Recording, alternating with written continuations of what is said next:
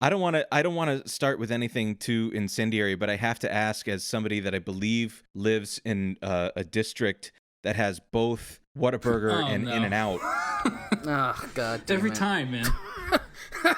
Are you ready? Whataburger. Yeah. Always Whataburger. Yeah. It's so good. I don't think Chris and Shane, I don't think have I've never had it. No. But it's so good. It's so good. The spicy ketchup. It's weird. Where I'm from in Richmond, Virginia, like we used to have Whataburgers, I guess, that like have now all closed. But like I guess all of the old school ones, they have like this very distinct architectural design to the building, and it has like a W shape in the front in the window. And like it's funny because you could see all over town like where they all used to be. Like one is a Subway, one is a tattoo shop. It's kind of it's weird. But they must have closed in the 80s. I don't know. We never had one when I was around there. It's a shame. If you're a real Texan, every once in a while you slip up and you say Whataburger. Whataburger. It's hard to like describe, because I spent a pretty good amount of time in the South, in Texas specifically, and like living in New York City now, there's many places that attempt barbecue, and it misses the mark every time, man. And I've tried. I've gone, if I'm not mistaken, I've looked into this, but like there's a lot of ordinances around the emissions of like smoke and stuff like that from restaurants. That's the key ingredient in barbecue, so you'll just never get it. I don't know, man. You got to go to Dallas Barbecue. Oh, God. Is that the place we went in Manhattan? Yeah, that's the place we met up that time. Awful. It's like, I don't know how extensive it is. I know that there's a number of locations of them in New York City. I don't know outside of that, but it's like this awful sit-down chain restaurant. The only draw that it has is they serve you these like giant margaritas. But like the thing is, they serve regular-sized margaritas, but then if you want the big ones, you have to say, I want them Texas style. Oh my God. This is our East Coast elitism showing off right now. I went to a barbecue restaurant outside of Austin called the Salt Lick. Are you familiar with that one? Yeah. It was like That's a family style or whatever. Like it was like you pay like a flat fee or whatever, and you sit at these big picnic tables with other people, and they just bring out platters of meat for the whole table. And it's like a dry county, I believe. So you have to they let you bring your own beer. Do they still do that? You know what I'm talking about? Yeah. Salt Lick, for sure. There's some good ones around here. None of them are chains. It's so true. Is New Braunfels in your district? It's not. Mm-mm. Okay. I went to a place, New Braunfels Meats, and it changed my life. It changed my life. I mean, the barbecue, like, I was so underprepared to like do, like, I think it was one of my first forays into like Texas barbecue, and I was like, I have a tray, and then there was just like a loaf of white bread, and I'm like, do I take some of this? And obviously now I've had it like probably literally dozens of times since, and I'm starving is what the problem is right now. White bread, but no napkins. White bread is the napkin. Yeah, that's what the bread is for. Yeah. Can you get barbecue well done? Is that an option? Shane. He's literally never left in Manhattan. Just let him do his thing. Y'all should come to Texas. I'll take you to get some barbecue. Man, making me feel I sad miss it over a lot. here. My brother lives in Houston, actually. Houston's good. Houston traffic is the worst, but Houston has good food. Like, you can't get Chinese food in Austin, but you can in Houston. Houston's got it all. Incredible food in Houston. And speaking of which, too, I mean, I noticed too that like your Texas, the 25th district. I'm going to say gerrymandering in a really nice way. It covers a lot of ground.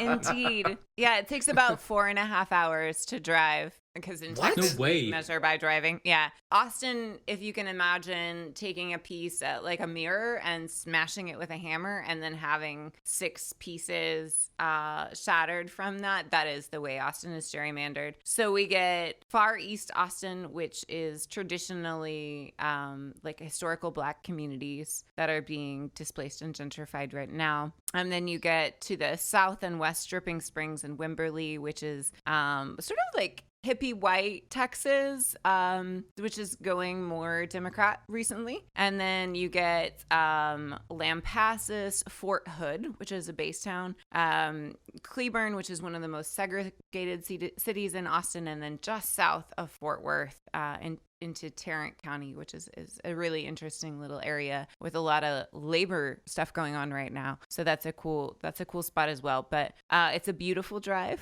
I put a lot of miles on my car, but it's very working class district. MFI for the district as a whole is around 70,000. In Austin, it's Wow. more like 97. So it's significantly lower income outside of the urban areas, and that's the critical point of District 25 right there. I mean, surely the gerrymandering is done to make the districts more representational, right? Like, I mean, surely they were constructed in such a manner in order to facilitate, the levers of democracy to function normally. Which is That's fine. That's all you have to respond to my stupid question.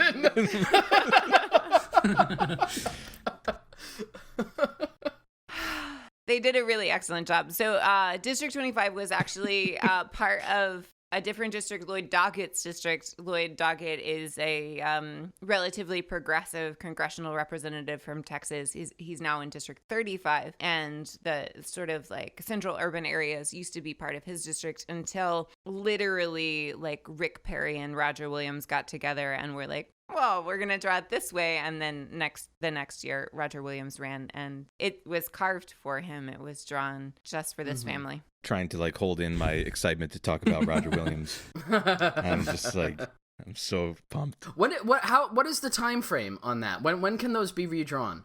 Potentially, if we flip the House in Texas this time, they can be redrawn. I think that is a necessary thing, not just for redistricting, but because things like Medicaid expansion are so materially important to Texans right now that there are people with high levels of suffering. For me, yeah, like redistricting is important, being able to organize with your community for change in your community, having a representative that actually comes to visit, not blocking people of color from having their voices heard and heard loudly. All of that is important. For me, though, this race is focused on taking the sting and the power out of gerrymandering, that actually with an MFI of around $70,000, actually with farmers and builders across this district, that we can draw a new line, that we can say we're all in the same boat. We have to speak to each other and meet each other's needs right where we're at, rather than we need you to be a blue person instead of a red person. That strategy. Good God.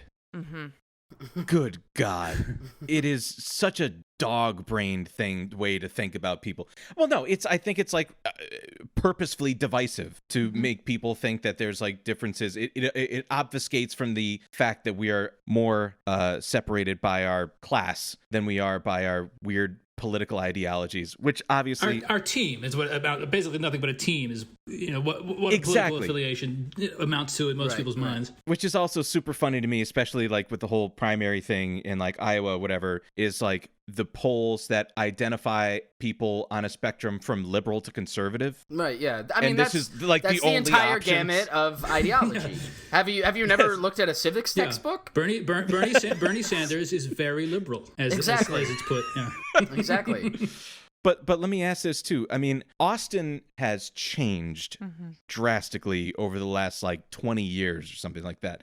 If I'm not mistaken, there's like 7 billionaires that have relatively permanent residences in Austin. I've like, in spending my time in Texas, I've seen it change drastically. I mean, what is to you and from being in that district, what is like the material differences that being around these rich, I'm going to be really kind, people,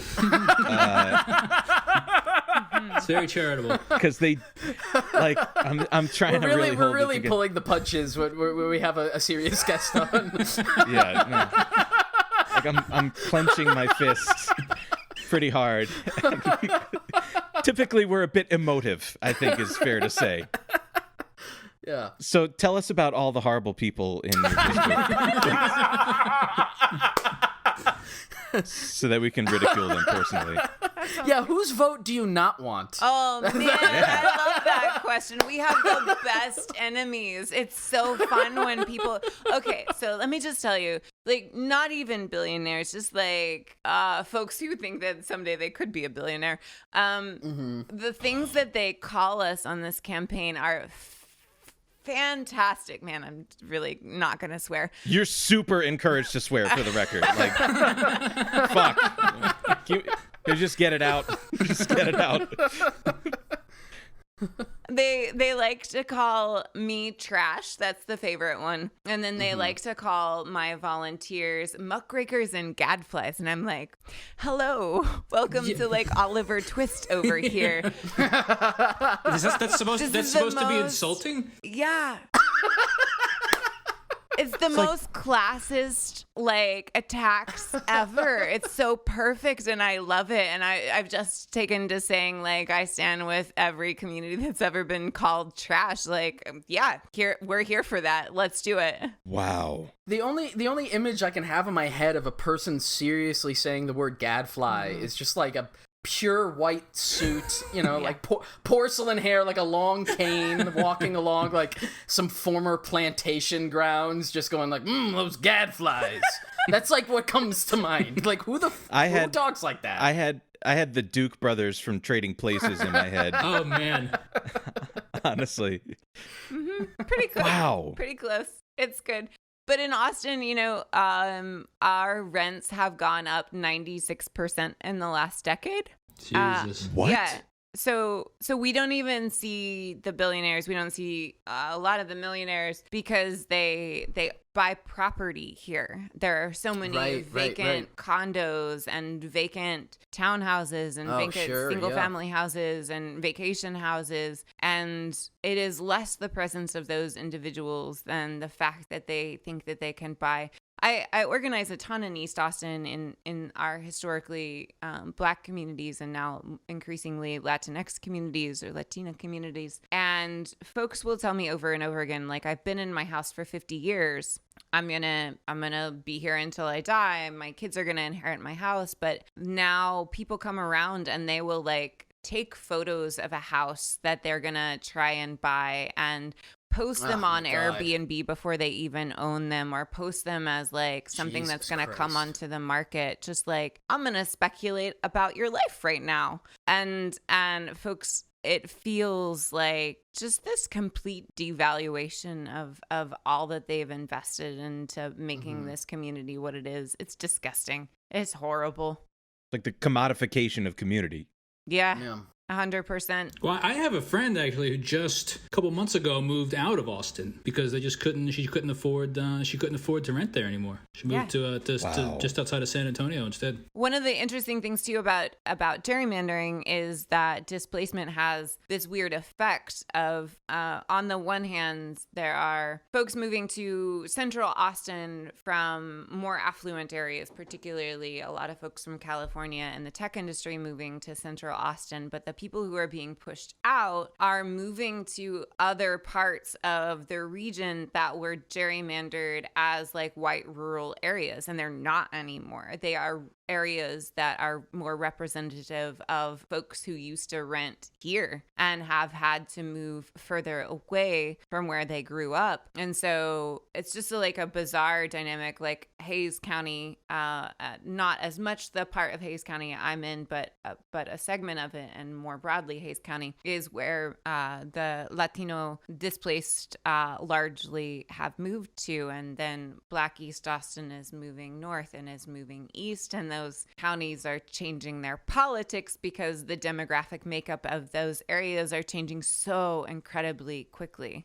Austin is also one of the few cities in the country in which the Black population has been steadily on the decline. Where now estimates are around 8% Black, which is a long-term low. It's really problematic. And that's displacement, right? That's just like speculative displacement, right? Yeah, that wages don't go up, but housing costs and cost of living sure do. There's a target, and this is not something that I have like taken the time to verify. I actually just heard it from like a constituent in the west part of town, which is wealthier, whiter. Austin is West Austin. Really big single family homes, not billionaires necessarily, but affluent people. There's a target out there, and transit is a massive problem in Texas, as I'm sure you know. So that Target, because they pay, the wages that they do, they had to buy a bus. Oh, no. And they bus their workers in. Oh, cool. Busing. That's cool. That's historically accurate. That's great.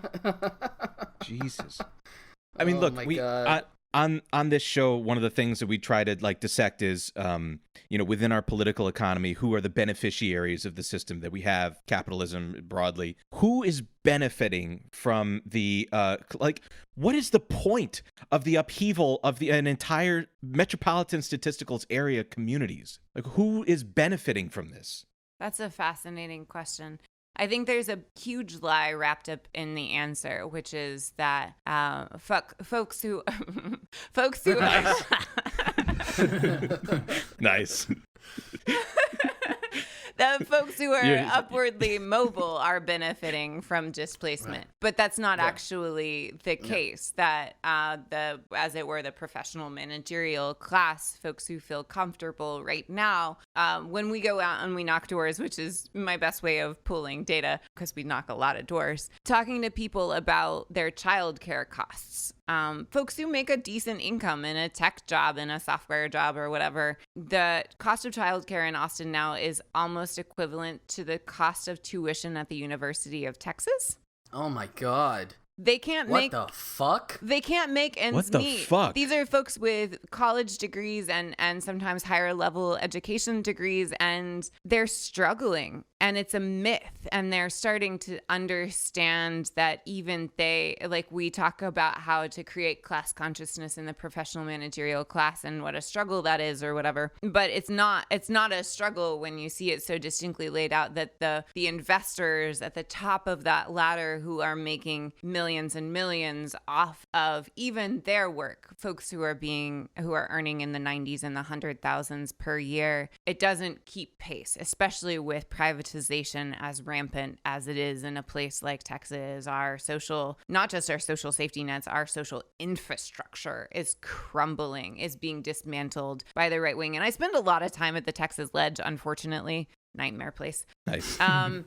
They like to say that it is the fault of the Californians who are moving here for those jobs that foreigners. Yeah. Got it. That Texas is the way it is. But our tax code is written to give those corporations a break for moving here. And so actually it is the owners, the CEOs, the investors in those corporations who are making the most. And it is those same investors who are paying for those right-wing folks to be in power here. And that's a fun argument to make to their faces, is there's not a lot of space to say otherwise than we're creating job growth here. Correct me if I'm wrong too, but there is no state income tax in Texas. Yeah. It's wild. So like where like, so the state, the locality can't even like benefit from those like $90,000 and $100,000 a year jobs that have come in because there's no way to garner any revenue off of that. And last year at the Ledge, the state of Texas put a cap on the amount of property taxes that municipalities can leverage. They're trying to starve out cities, or at least public infrastructure within cities. Private infrastructure can continue to grow and flourish, but we're seeing a real limit in the investments that municipalities, even progressive ones like Houston and Austin, and increasingly San Antonio and Fort Worth and Dallas as well, are able to make, because we can't just keep letting property taxes go up and up and up. We know property taxes are not progressive. They affect people who are on low and fixed incomes disproportionately. And also now, because there has been like a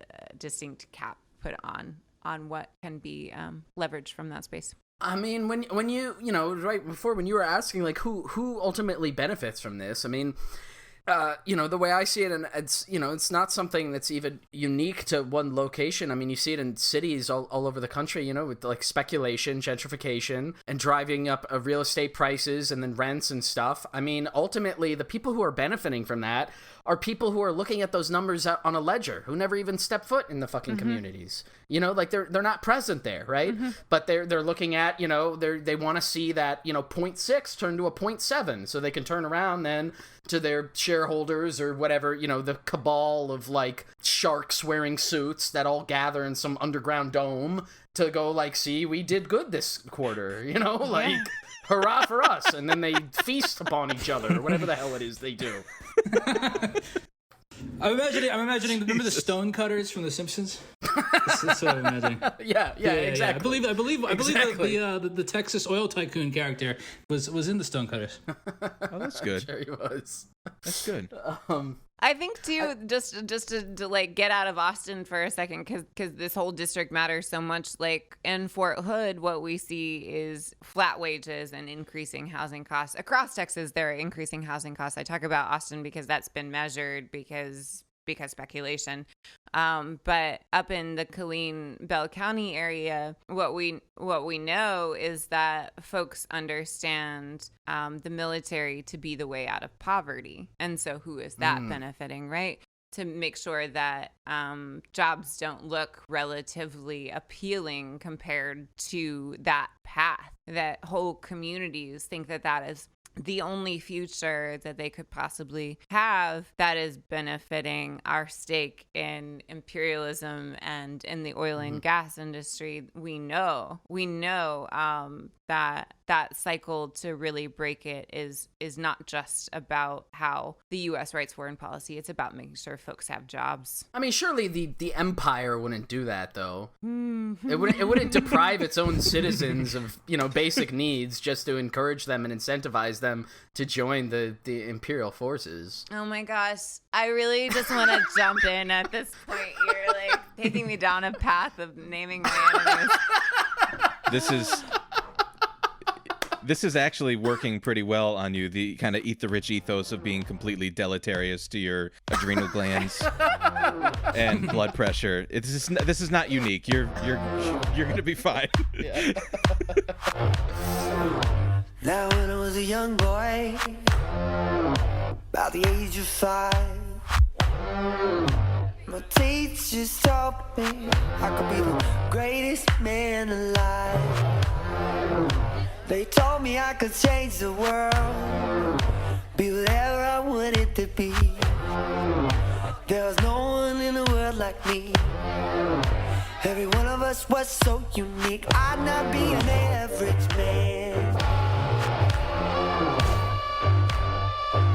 No, sir, I'd be no average man.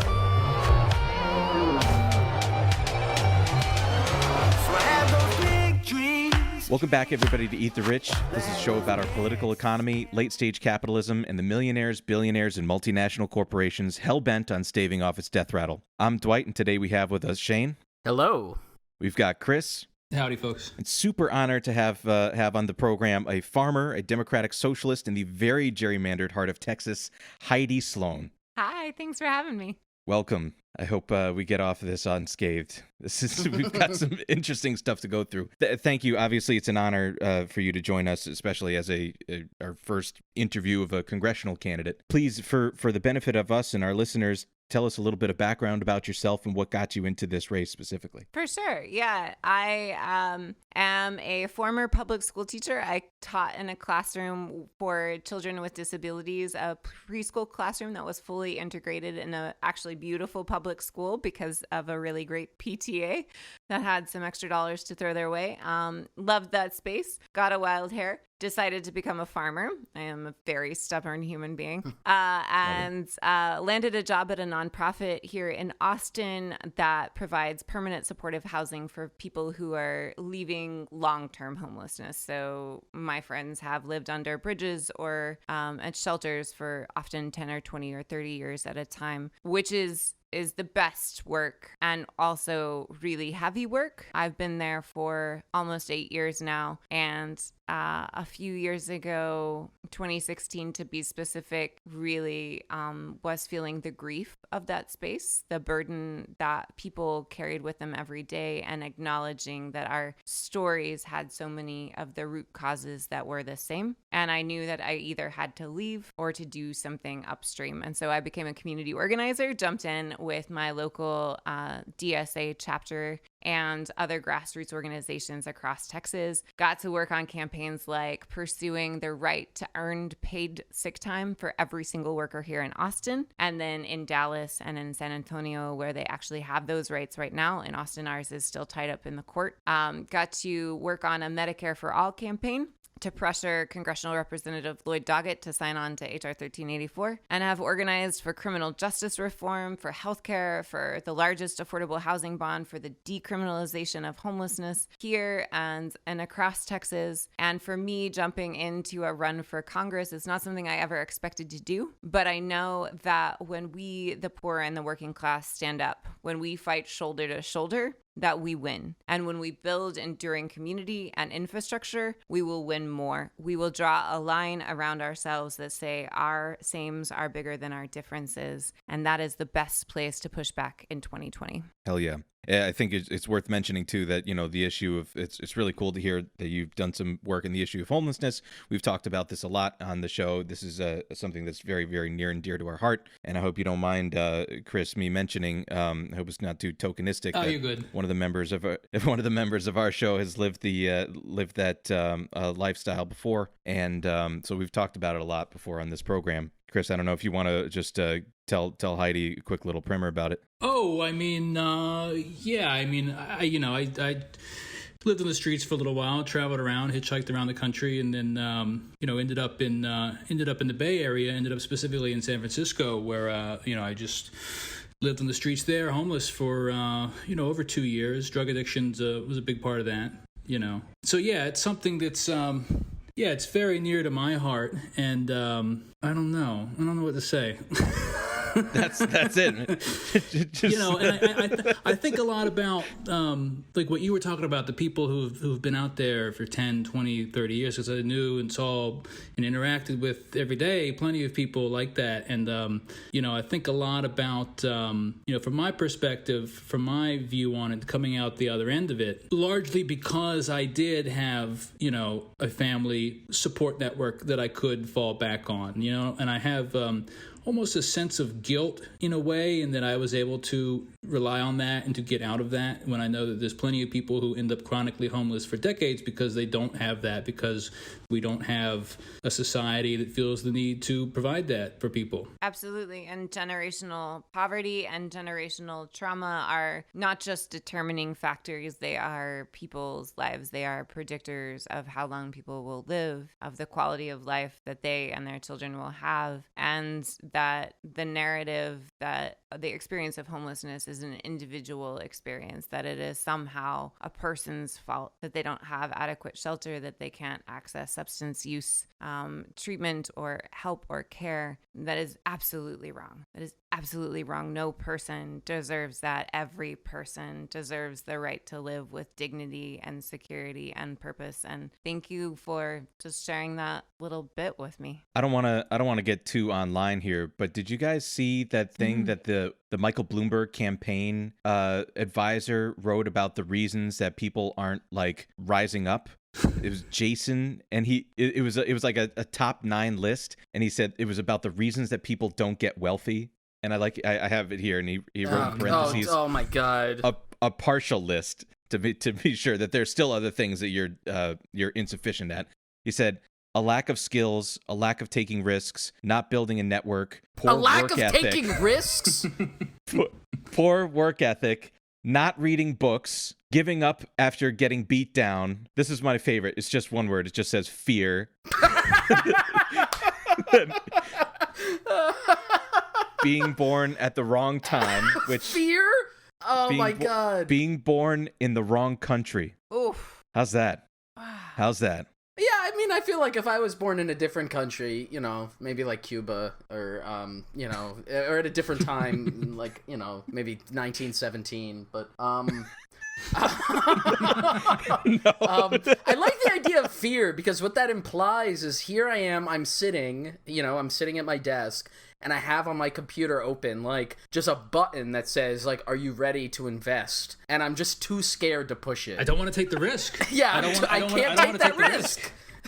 I have, tens of thousands or hundreds of thousands of dollars to, try to open my own, be an entrepreneur and start my own small business, but I'm too scared to take the risk. I really like too in that one where it says being born in the wrong time, being born in the wrong country. What about to the right family? It's interesting he didn't fucking. Amazing. Oh my god. Amazing how that works. I had a question because since you had mentioned the DSA, this is something that I've thought a lot about, and we were kind of talking a little bit before on the program before we were like recording about this time period that we're at now where I could speak for myself. I'm pretty sure I could speak for my co-host to a certain extent with this, and probably a good amount of our listeners that I've had a certain politics or a certain thought on like the way things ought to be for a long time, but for most of my life it didn't seem like that was going to be feasible. Like it didn't seem, for whatever reason,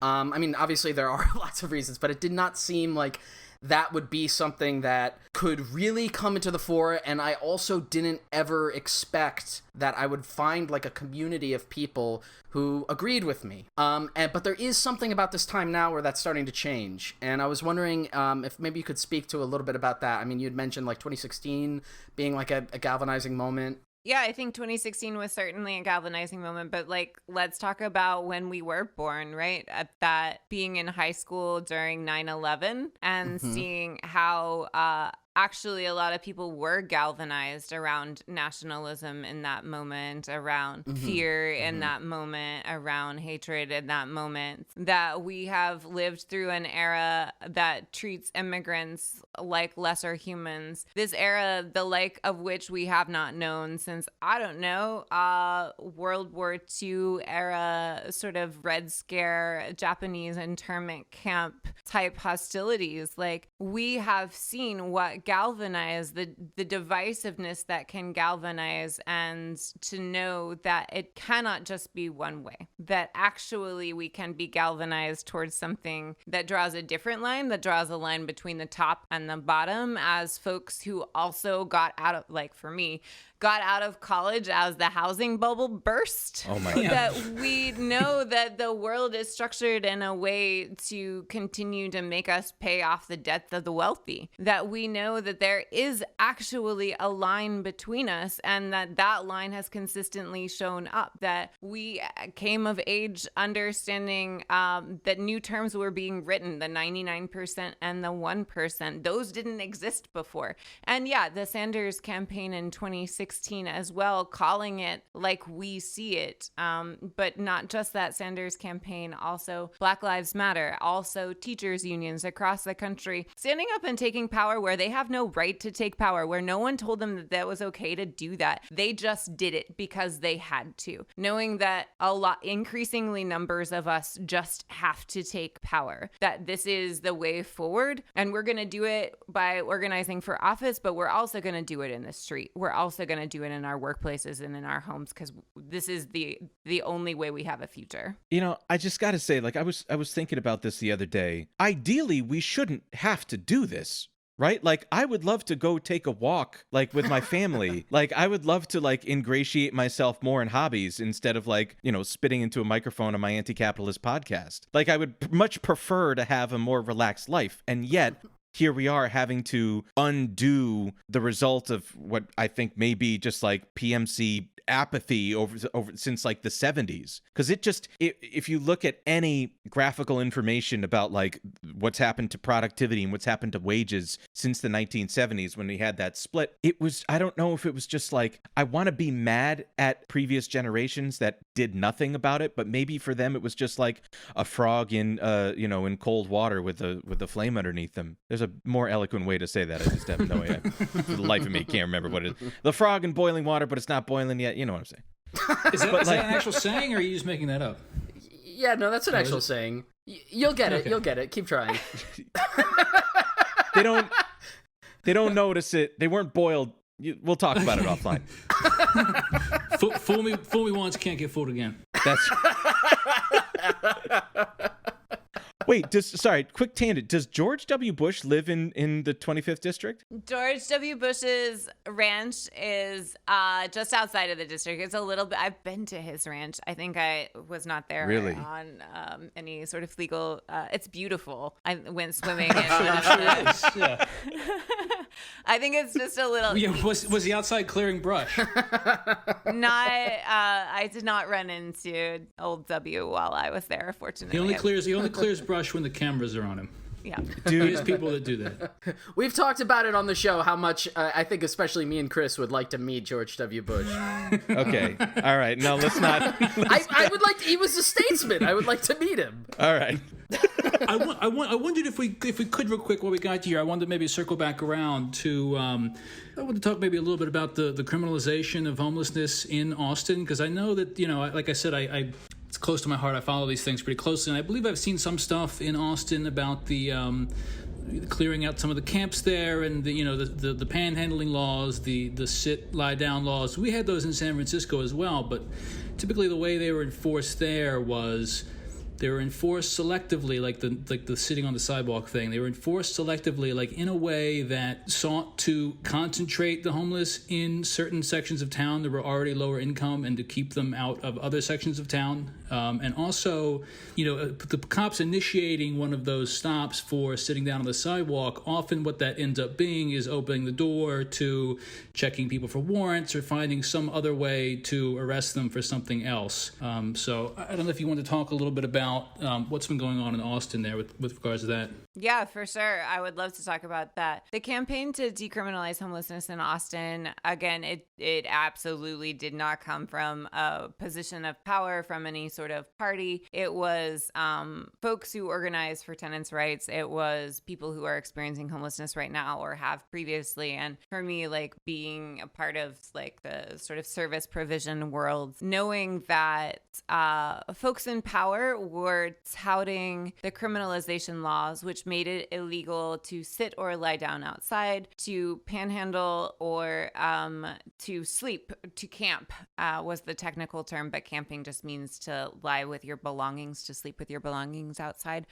They were saying that these laws actually connected people to services, that the police would ticket folks or increasingly have warrants for folks, and then they would be funneled to a court called the Downtown Austin Community Court, which there are some good people in the Downtown Austin Community Court, but then from that space, they would be connected to caseworkers and social workers who would then connect them to housing. This is what was being said. When in fact, we know for certain that when people experiencing homelessness are ticketed, are fined for those behaviors, they end up more often than not with warrants that lead them to jail. We know that jails are the best places to lose your job, to lose your housing, to lose your children, and to get all of the substances that you could possibly want. Prison is the easiest place to score of any place on the face of the planet. And so if you want to talk about like alleviating some of the associated behaviors of homelessness, this is not the right path.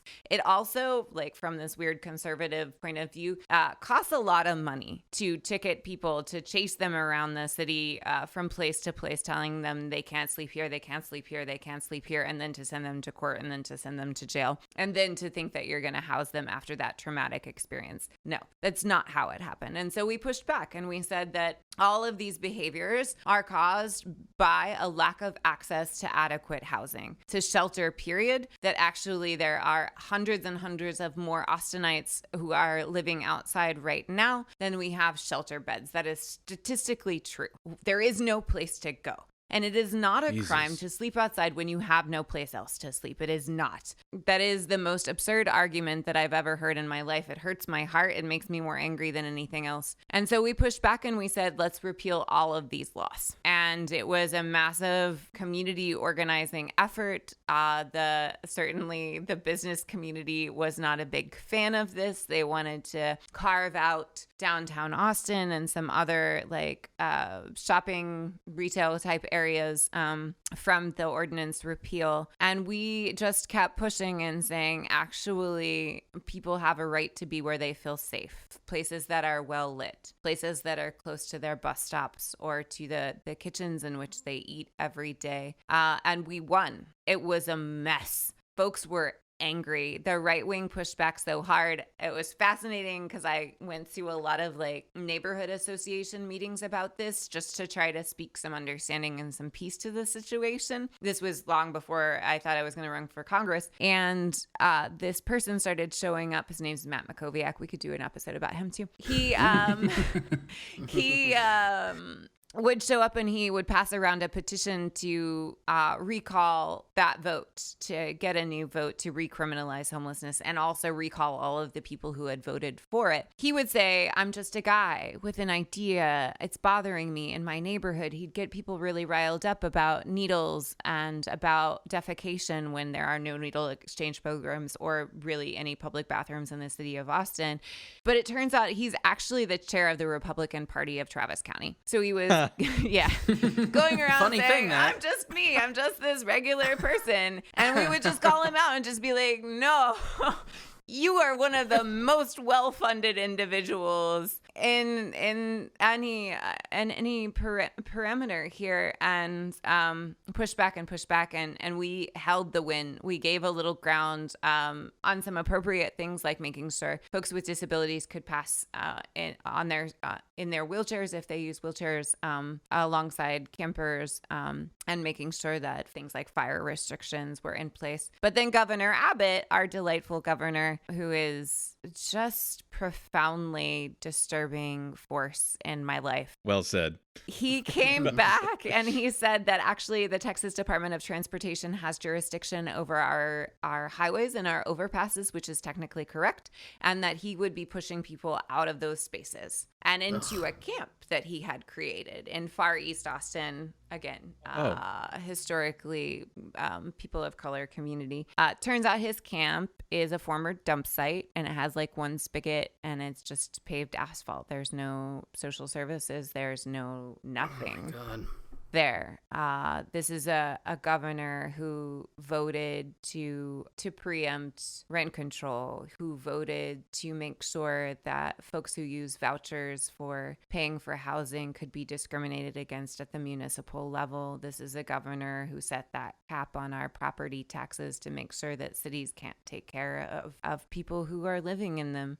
So we're still fighting. We haven't given up. We've actually held our ground really well, and community support has been tremendous. There's also been some really ugly times, as you can imagine, but we're calling people in, letting folks know that housing is a spectrum, and that if anyone is allowed to be totally overrun by that system, then it threatens all of us. So it's been also a growth opportunity for us politically. These dudes are like ostensibly some of the most comfortable people in human history, and are so acutely aware of how much excess there is to go around, and yet they spend their waking moments living the most maybe petty lifestyle that has ever been imagined or written about to just make people's life. They go out of their way to make people's lives worse. It's incredible to me. It's about power, right? Because if you can organize folks who are paying their mortgage week to week to hate people who are experiencing homelessness, if you can make them feel like actually those who are struggling even more than you are the actual threat to your material existence, rather than people like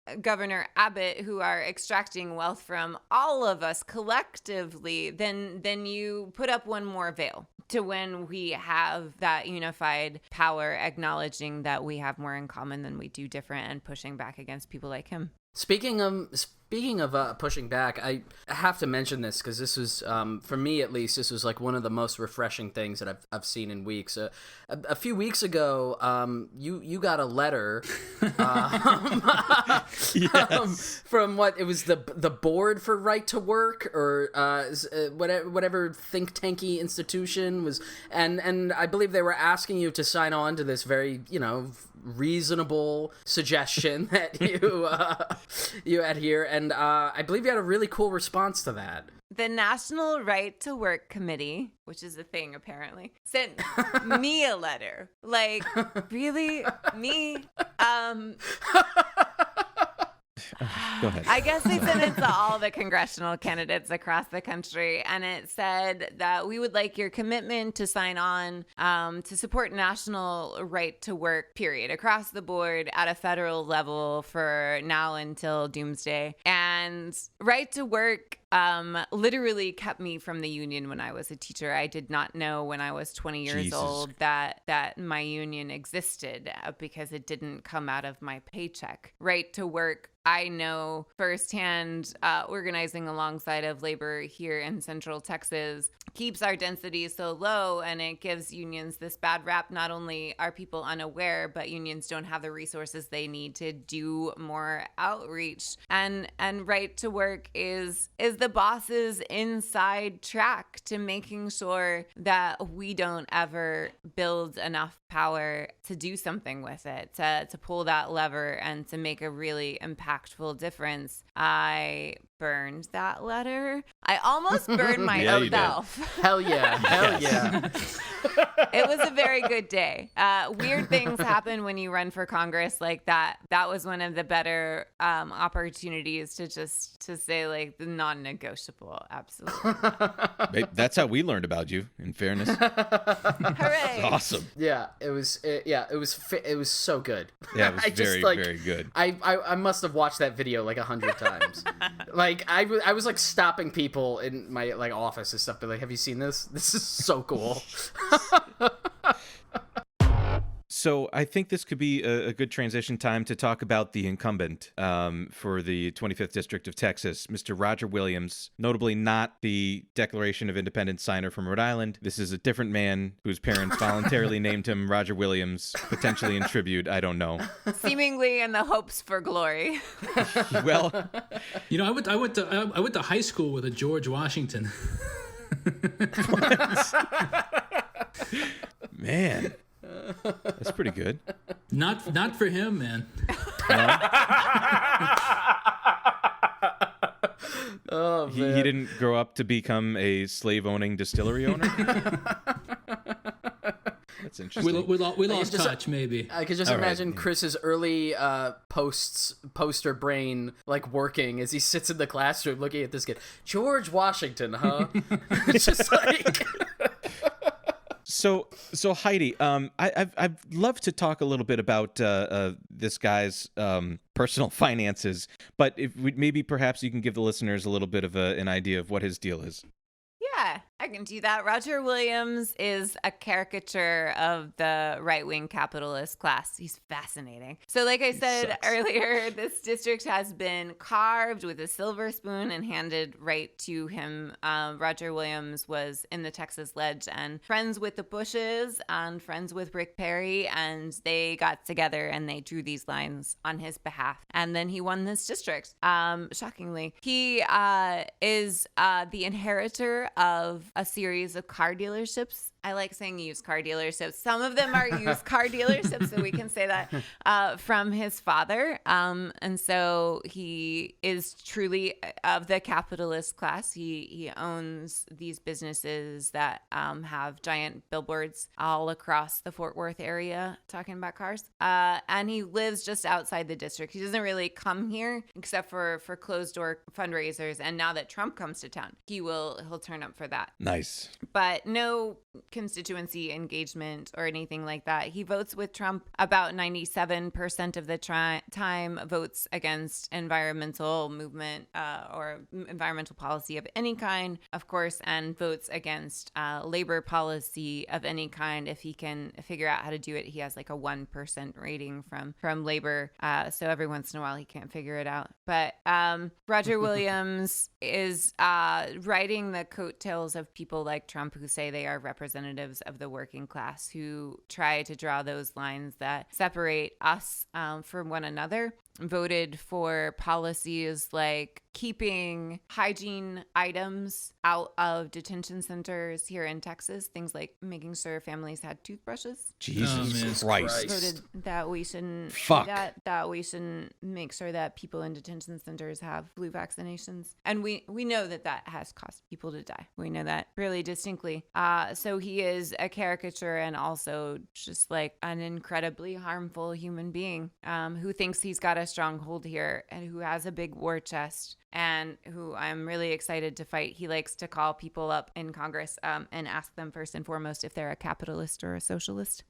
The gentleman from Texas, Mr. Williams, is recognized for 5 minutes. Thank you, Madam Chairman. Thank you all for being here today. And I start off every hearing with a simple yes or no answer from all of you, and I'll start with you, Ms. Lamb. Yes or no, are you a socialist or capitalist?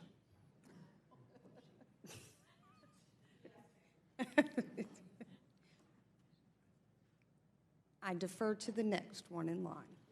Thank you, Ms. Lamb. Thank you very much. You don't have to answer that. Are you a Am I a socialist or a capitalist? capitalist? I thought it was yes or no. A yes or no? Yes, ma'am. Yes. Okay, thank you. Sir? Capitalist, sir. Thank you. Yes. Socialist or capitalist? Capitalist. Thank you. Yes, ma'am. I thought this is a yes or no question, correct? Yes. Are you a socialist or are you a capitalist? I'm just following direction, yes Okay. or no, so yes. Yes, sir. Next. Yes, sir, I'm a capitalist. Thank you. Thank you for that. I, too, am a capitalist and a small business owner. Well, the best part about that clip is he says it's a yes or no question. And so everybody just says yes. Yes. Are you a capitalist or a socialist? Yes or no? Yeah. Yes. Yes. Inclusive. Yes. Got him. Just like, oh man. Sometimes when you see stuff like that, you wonder, like, you know, intellectually, like, it's really easy to go up against these guys. You know, it's like they don't really have a lot to it. He's one of the, correct me if I'm wrong, literally one of the richest members of Congress, right? Yeah, the sixth richest member of Congress. That's right. Mm-hmm. I had never even heard of this guy. Because he's unremarkable as shit. Like he's just sort of quietly behind the scenes here. So, Heidi, if I may, I've looked into this stuff. He's been occupying my mind for the past 48 hours. And yeah, he has a net worth of $46 million. A net worth of 40. And that was as of 2016. And if we go into what comprises those assets, I mean, a lot of it is his assets with, you could look at this, by the way, if anybody wants to see what the P&L is for any member of Congress is, just go to opensecrets.org. Yeah, he's got a lot of interesting things in his portfolio. I mean, he's got his house, real estate. He's got a lake house worth $3 million. One thing which I think this is actually interesting. He's got $3 million worth of livestock, and I'm pretty sure it's donkeys because he's got this extremely bizarre, like a few minute campaign ad from a while ago of him talking to just a lot of donkeys. I don't know how to express it. Just talking to a lot of donkeys, pretending they're Democrats. You're not a victim. You're a patriot. You're an opportunist. Let's take advantage of it, okay? They don't listen to me. You know, I've been talking to these guys forever, and they still do not listen. Unbelievable. You know, all these guys want is they want more shelter, they want more feed, but yet the government's making it harder on me. They're taxing me to death. I can't afford to build that. When I don't build it, they think I owe it to them. See, all you guys want, you want a handout. I don't have something in it, now you're getting mad again, okay? Years ago, we didn't have this problem. He also likes to say that socialists just want everything handed to them, which is fascinating for a person who has had everything handed to him to say. And I love the donkey thing because I am actually a farmer I don't just like get people to take care of $3 million worth of donkeys on my behalf. Right. I can't wait. It's going to be a blast. This is a person who has no idea what he's talking about, who is speculating on the ignorance of rural white American voters, and I don't think they're here for it anymore. So, but we talk a lot about on this show about class interest and about material interest, and people generally, I like to think of humans, most organisms for that matter, as these like very good computers of cost benefit analysis. Like, is this something worth it for me to do? Which is especially telling when we look into their investment portfolios. He has, and again, this is reported as of 2016, he has $1 million in interest in fossil fuel companies. We've got Chevron, Devon Energy, Diamondback Energy, Quintana Energy Partners, and Van Dyke Energy, which is pretty interesting. When we'll talk about in a little bit about his benefactors. Surely that doesn't enter into the calculus of his views on climate change. It makes you wonder, doesn't it? What's more interesting to me is that a lot of this stuff is none of this is in a blind trust, right? This is his active investment. It's in like Edward Jones. Like seriously, go to the Open Secrets. Like he can call up his broker and change this at any time. But what's not remarkable about him, until you kind of look a little bit closely, is what he has done legislatively in his tenure in Congress. He's on one committee, which is the Committee on Financial Services, which should have extremely left-leaning people on it, people that are pro-worker, obviously. He's on the subcommittee on Consumer Protection and Financial Institutions, which is hilarious as a small business owner for him to do, selling freaking Chrysler and Dodge or whatever. He's also on the subcommittee on National Security, International Development, and Monetary Policy. So the guy that inherited most of his wealth, that has never had to want for anything, sets monetary policy, which I think is really great. He has not put out many bills. I think he's introduced only 9 bills in his few terms as Congress, one of which is my favorite, was a resolution to show appreciation for the destroyer. Literally the class of naval vessel, the destroyers. That was the bill. It's just we need to appreciate it. He's telling us that we as a governing body, as a federal governing body, need to appreciate the destroyer, the class of naval vessel. Wait. Is it like National Destroyer Day? Is that what it's just what he wants? It'd be nice if you called your destroyer every once in a while and said hello. Thoughts and prayers up for the destroyer. But there actually are 2 bills that he has introduced personally that are actually pretty insidious. And the one I would like to talk about real quick is H.R. 2079, which was introduced in April of 2019, called the Freedom Financing Act. The summary for this is very simple. It said, this bill restricts certain banks, credit unions, and payment card networks from refusing to do business with a person based on reputational considerations. What does that mean? I mean, at first glance, to be honest, I was like, would this bill that says you can't, as a financial institution, discriminate who you do business to, like, is this making Wells Fargo say, like, you have to continue giving Stormfront a checking account, like hate groups or something? This is absolutely, I'll say what it is not. This is not a protection for discriminated classes, for already protected classes. This has nothing to do with that. And there is certainly some speculation about who it was in reference to, but I think that it opens a potential door to a lot of folks who would not get access to funding, both because of the intentions behind the funding and because of the associations of the people themselves. Yeah, I think I will let you guys speculate on how far that could actually go, who that could actually protect from being associated with financial institutions like this, from getting that kind of resourcing to do whatever they're going to do with it. But it specifically does not lay out like marginalized and oppressed communities. That's not what this is. No. It's an extremely vague bill. And I'll tell you something that's even really freaking creepy. In March of 2019, there was a statement put out by the Firearms Industry Trade Association, the NSSF, that they were talking about specifically the companion bill in the Senate that was introduced by Senator Kramer and Kennedy, Senate Bill 821, basically saying that this is good and blah, blah, blah. This is a firearms thing. This press statement was released in Newtown, Connecticut. Oh, come on. Like, I literally can't fucking make that up. I'm looking at it right God. now. Maybe it's possible that it's just innocently, placed there, and that's where they got, commercial space to have an office or something. The National Shooting Sports Foundation. I really can't. I there's like no words for that. You can't even say anything. Yeah, even in the rare likelihood that was circumstantial, to have no context, to have no feeling for humanity, for grief, for tragedy, and to say, oh, we have to look out for the pocketbooks of these people. That's what we should be focusing on right now.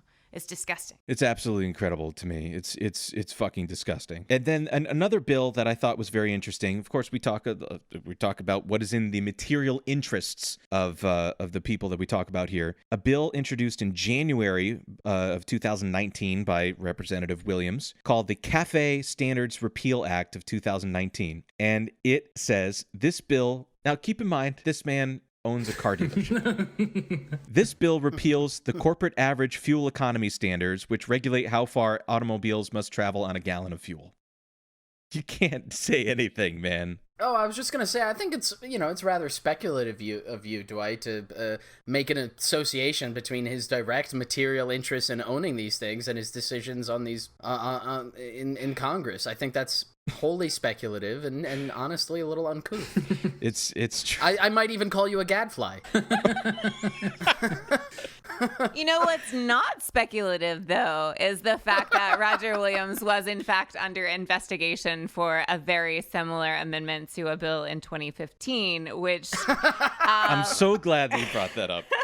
Please, Heidi, please tell us. It prohibited safety recalls on cars, both at regular rental car facilities and at used car dealerships, from being affected. So, like, folks who needed a car to rent while their car was being serviced, it didn't matter if the car that they were renting had a safety recall on it. They were allowed to be rented that car nonetheless. That one he got investigated for. They found him not guilty of any wrongdoing, but he pulled the amendment. So, once maybe an accident, twice maybe never an accident. Like, what's really funny to me was that he said Williams hailed, this is from a Daily Beast article talking about this. It said Williams hailed the committee's decision on Tuesday as a total vindication against left-wing Soros-funded rabble-rousers. Rabble-rouser, that's another one. We get that a lot too. Oh, he knows us. I would love for that insult to be hurled at me from a moving car that has no emission standards. So, this is just a taste about the absolute ghoul that Roger Williams is. I can't, in looking at him, aside from the fact that he clearly has the brain of a golden retriever, and like listening to him talk, he's like a weird relic from the Obama era Republican, of just like rich guy Republican, like that didn't even like want to get down in the mud with like the Tea Party. Just a rich dude that's just like, oh bummer. That guy doesn't exist anymore, because now obviously most of those kind of Republicans, except for him, have just moved towards like full on fash. But yeah, he's pretty dumb. I hope he sees what's coming, because it's extremely funny to me. He will not be able to fathom it. Roger Williams sucks. He does indeed. I'm just so thrilled to be able to go into the district that he thinks is his and to talk to people about his greatest fear, which is democratic socialism, and to have them fully move by material analysis to understanding that we are more for them, for their lives and for their families than he has ever even thought about being in his life. It is a good fight. Now, if I understand correctly, Roger Williams has a few benefactors that we'd like to talk about, a few in particular. Yeah, I wanted to talk about Robert Bass, and kind of more broadly a little bit like the Bass family in general. The more I dug into it, the more I couldn't stop reading. Heidi, I wanted to, hand it over to you first. Is there anything you'd like to say about the Basses? When's the last time you read the phrase oil tycoon so many times in a row than when you were researching the Basses? Yes. Yeah. Just like quintessential, like I think, Chris, you brought it up earlier, the Simpsons Texas oil guy. Yeah. Like, just that image on repeat, like a flip deck of just every son in this family. And I don't think we can overstate how very much these folks have shaped North Texas, particularly Fort Worth, of how they have decided policy, how they have been kingmakers for such a long time there.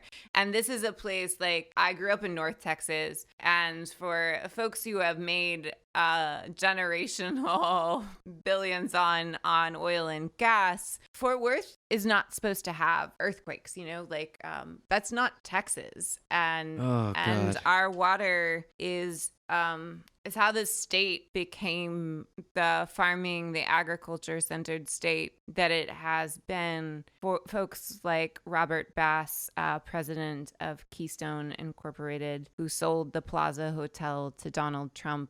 They have not just shaped the political landscape of Texas. They have shaped Texas, the land, the place that we love and where we live, for the long haul. Irreparable damage done by this family, continuing to be done by this family, and of course, one of Roger Williams' top individual donors over and over again. So Shane, you uncovered something a little interesting that's not really talked about in the discourse that much. Yeah, I was looking into, like you mentioned, he sold the Plaza Hotel to Trump, and I'm as a New Yorker myself, I'm gonna say thanks a lot for that. There were a couple of things that were of interest, but the thing that really caught my eye that I would like to take a little bit of time in has to do with the saving and loan scandal that is not super talked about. I mean, this is something that, like, I learned as an adult, even though when I was like a child I lived through it. It's just something that was like kind of was brushed under the radar. Maybe before I get to that, a little bit of background. The Bass family, in my head I just keep imagining like the big mouth Billy Bass.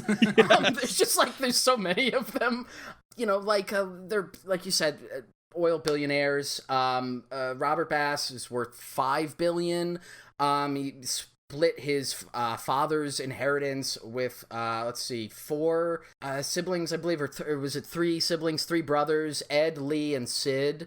And they're all, like, kind of, I guess, wannabe kingmakers in their own way, sometimes competing with each other. One of the things that, like, his father did was he was, a big philanthropist, and I can't stress enough how, like, big my bunny ear quotes are when I say philanthropist. I hate it so much. But just really, really quick, the Bass family gives money to Yale, and this is like an old story, but it just kind of tickled me. So Robert Bass's brother Lee Bass gave $20 million to Yale in the 80s, but on the condition that they introduce more courses on Western civilization. What? And the faculty there was like, we have like 1,000 courses on Western civilization. And so it went back and forth for a number of years, and eventually he retracted the money. He was like, you have to give it back, because you're not like adhering to this. And so in response, his brother Robert Bass then like gave Yale the $20 million as a sort of like, sorry, my brother's kind of a piece of shit. Oh my God.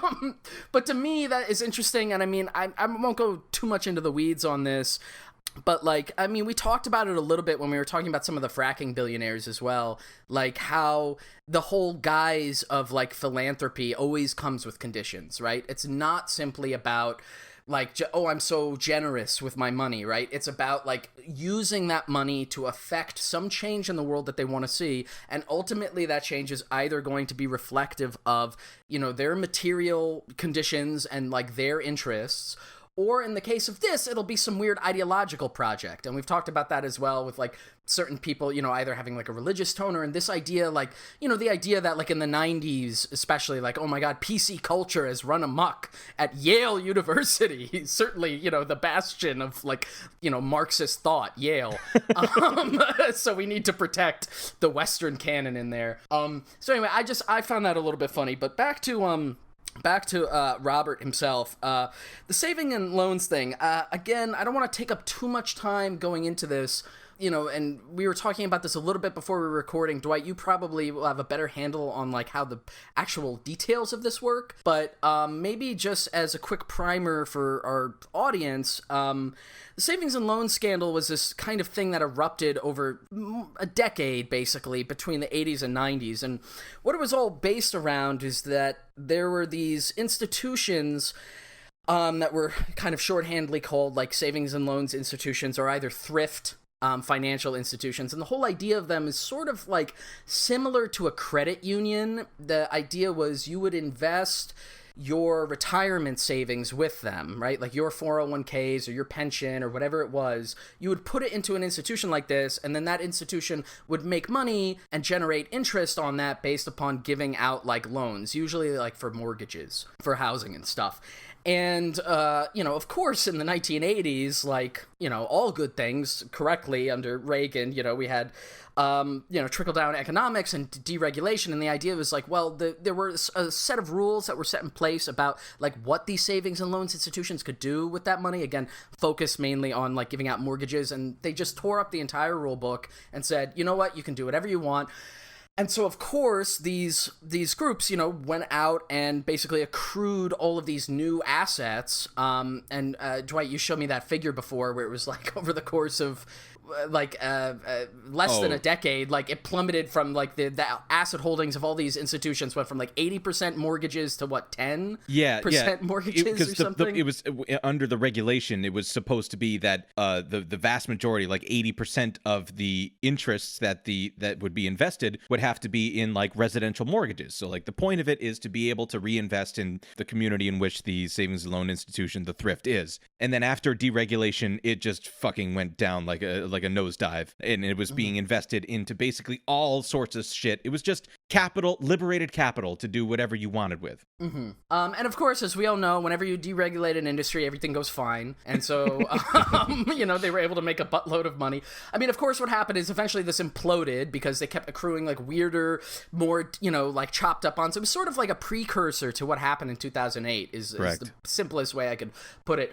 And the government's response at the time, this was under George H.W. Bush, was essentially, it got to a point where they, similar in 2008, the idea was like, we have to bail these institutions out. And the cost kept increasing of what that bailout was. It reached upwards of like $1 trillion.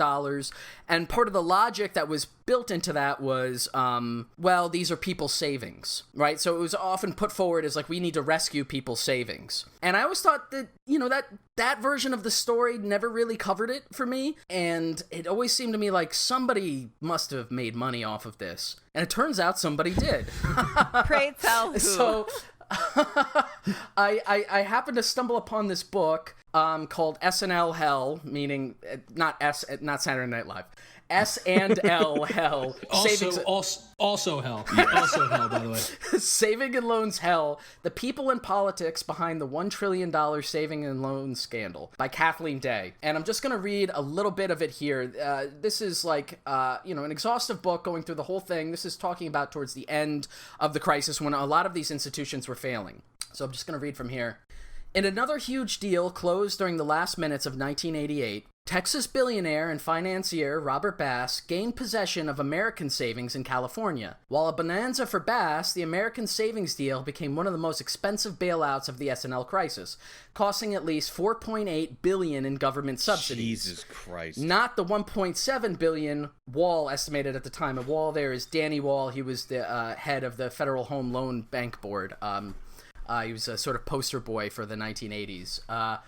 Just kind of skipping a bit here. in 1989, Bass used the thrift to go on a Texas-sized junk bond buying spree that at its peak reached nearly $500 million and put the institution on the top 10 list of junk bond holders in the thrift industry. Months later, Congress banned junk bond ownership by S&Ls, the thrift had to sell its portfolio at an estimated loss of $100 million. So a little sad for him. But I wanted to dive a little deeper in here, but the main kind of crux here is the idea is this man with just huge amounts of capital at his disposal saw that these failing institutions and bought them up in order to then accrue more assets through them, but they were also failing. Right? And so the question is, why do you buy up a failing thing, right? I mean, luckily the government happened to bail him out, but maybe that's not exactly the causality here. So I'm going to read a little bit more from this book.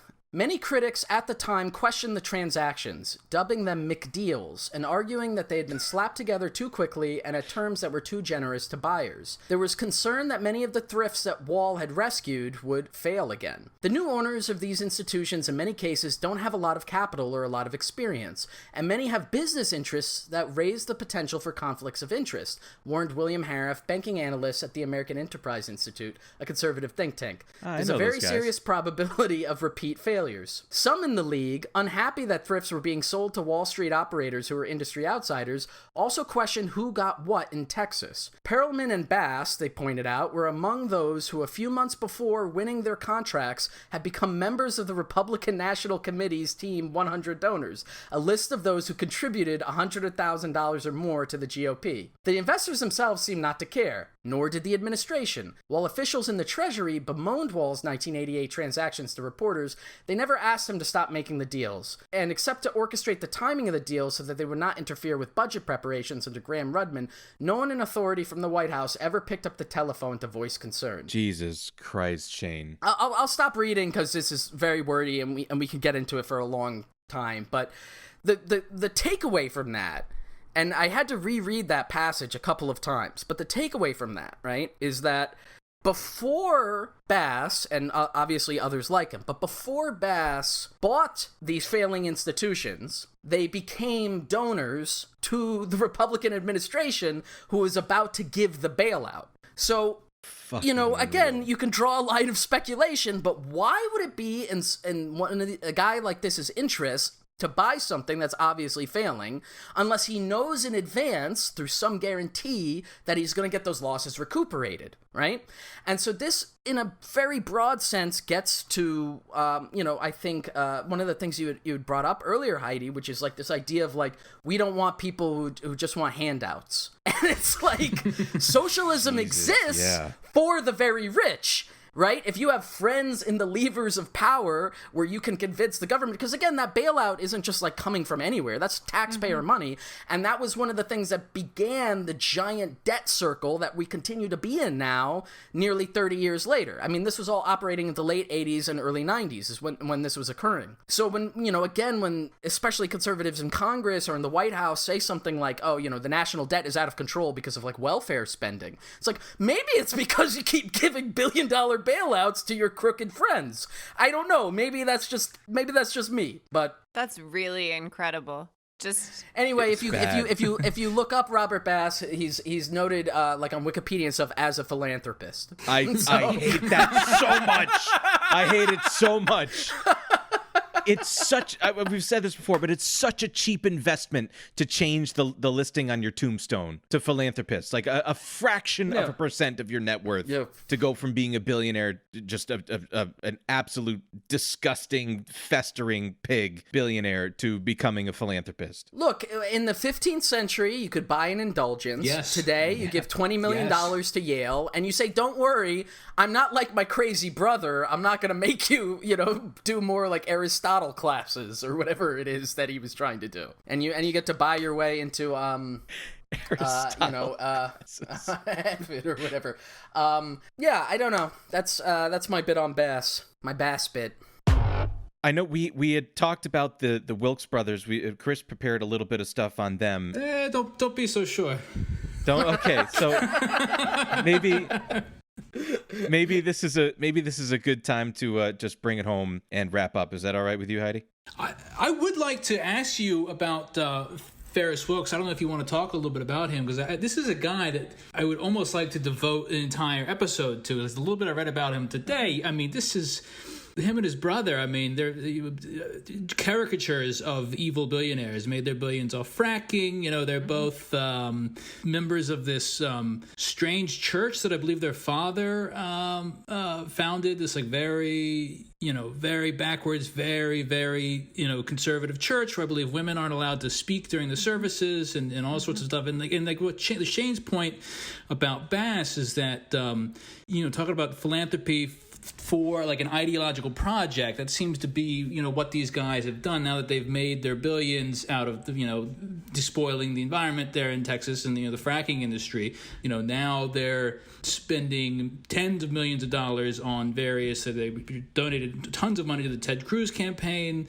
All sorts of local Republicans there in Texas, and they seem to be devoted not so much to like getting any sort of like, as opposed to Bass, like any sort of like financial kickback for themselves out of this. They seem to be just pure insane ideologues, just trying to advance their own conservative project that they have in mind. I wondered if maybe you want to talk a little bit about them. Yeah, that has been my read as well. As far as I can tell, it is this ideological drive. It is their church says that humans, but their church says men can do nothing about climate change, and that is not just convenient for their role in fracking as a family. That is actually like disturbing. Like for me, when I look at this, like I have a trauma-informed lens because that's what I do for my job. Like to tell yourself that lie that we are incapable of doing anything about climate change is to protect yourself from the truth of the harm that you are doing to people around you every day. Like that's what I read when I read this story, that that women can't speak in this church, that it's against the rules that any woman voice her opinion, and to fund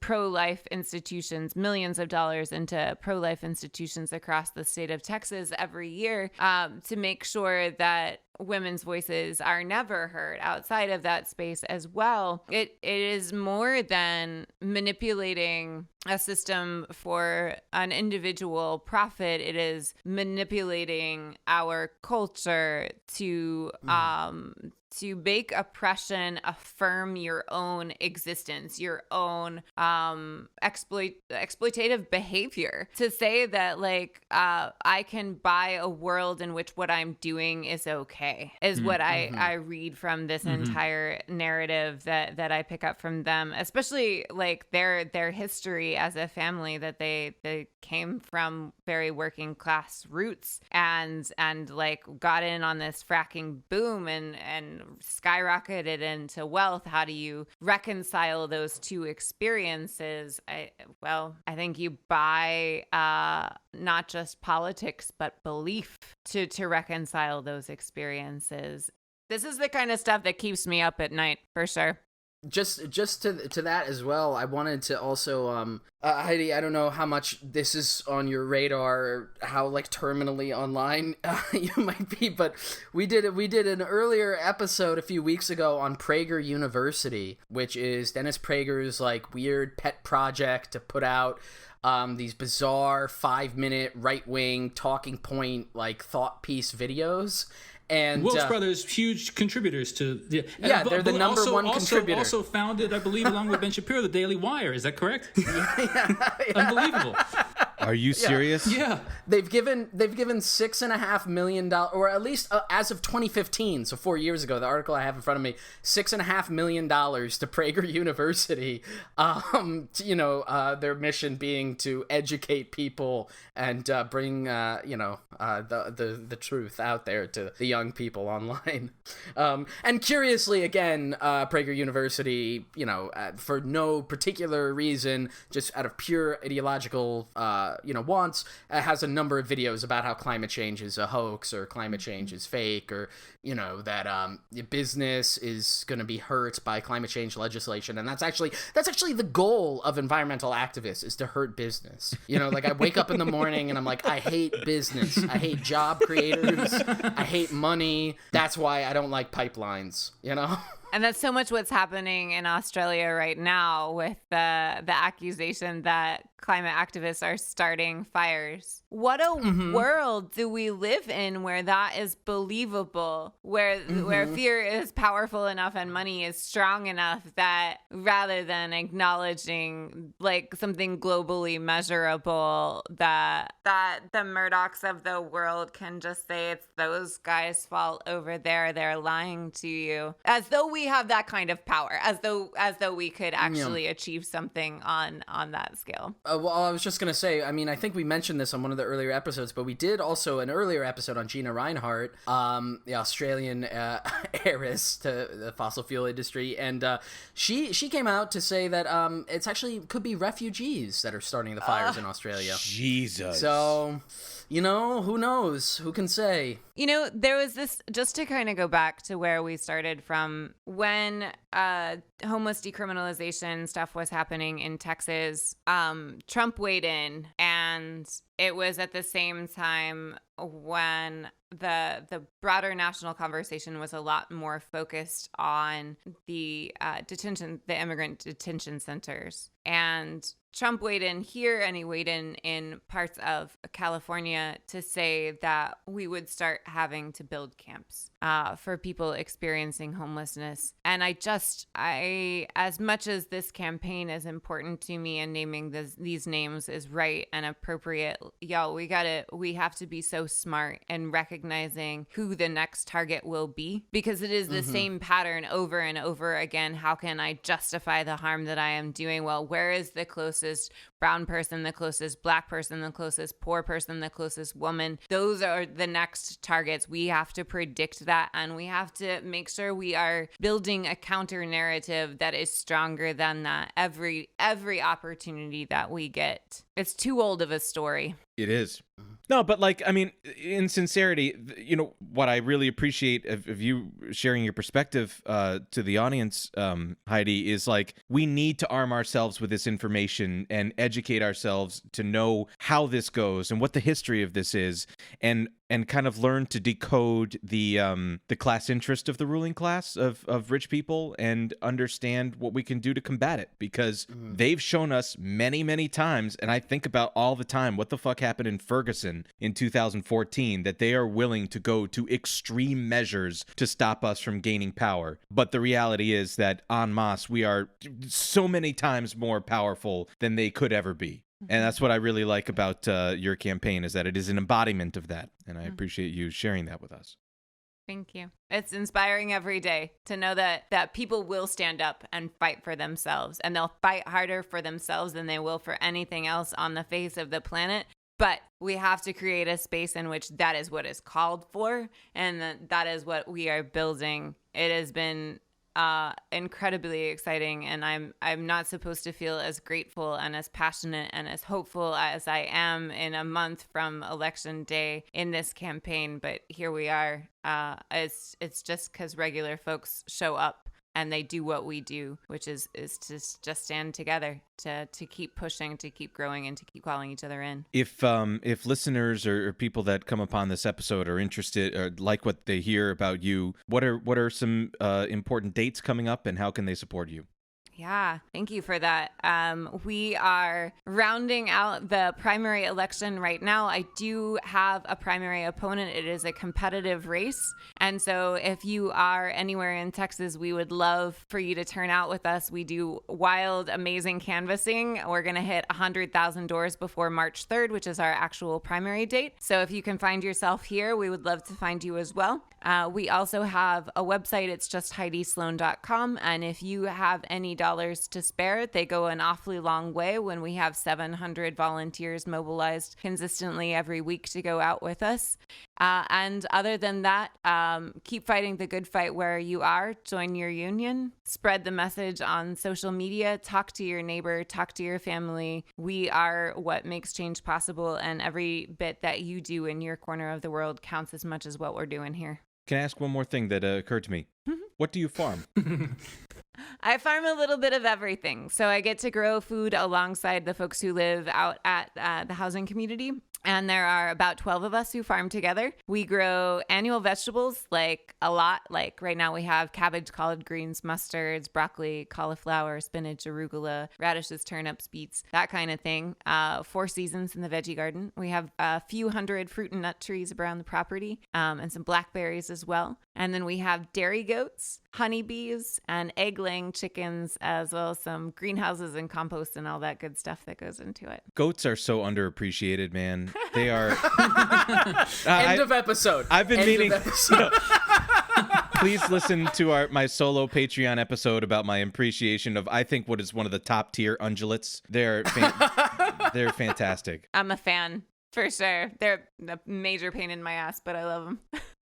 I just wanted to add too, on a personal note, this is something I've been thinking about a lot, like in the, the broader political context with the national primaries and a lot of other things going on. There's this discussion about, like, having candidates that are representative of you in these sort of like aesthetic ways, right? Like, I want somebody who's going to like look like me. In fact, my partner Carrie recently wrote a piece along those lines, like talking about and sort of interrogating that idea. And like sometimes the way that's sold to you is that like they have to, like, in these like purely aesthetic ways, like look like you. And I just want to say, when I saw that video of you burning that right to work letter, I felt like that's somebody who looks like me. Like, and even though, obviously we come from very different areas of the country, like for me, that was like incredibly inspiring. And you are the kind of person that I want to see, not only in Congress or whatever, but more broadly, we need like a new set of people who have that experience and who are able to take on the mantle of that kind of leadership moving forward, generationally and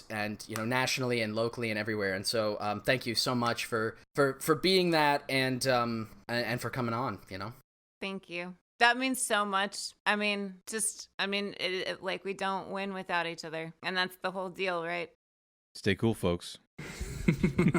Stay cool, Heidi. That's the sign off, by the way. Cool. Yeah, that's it. I once was a tool of oppression, as green as a sucker could be, and monopolies banded together to beat a poor hayseed like me. The railroads and the old party bosses together did sweetly agree. They thought there would be little trouble in working a hayseed like me. In working a hayseed like me. In working a hayseed like me. They thought there would be little trouble in working a hayseed like me.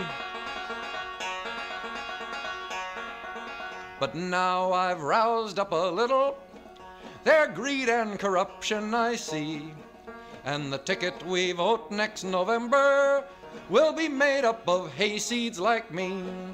Will be made up of hayseeds like me. Will be made up of hayseeds like me. And the ticket we vote next November will be made up of hayseeds like me.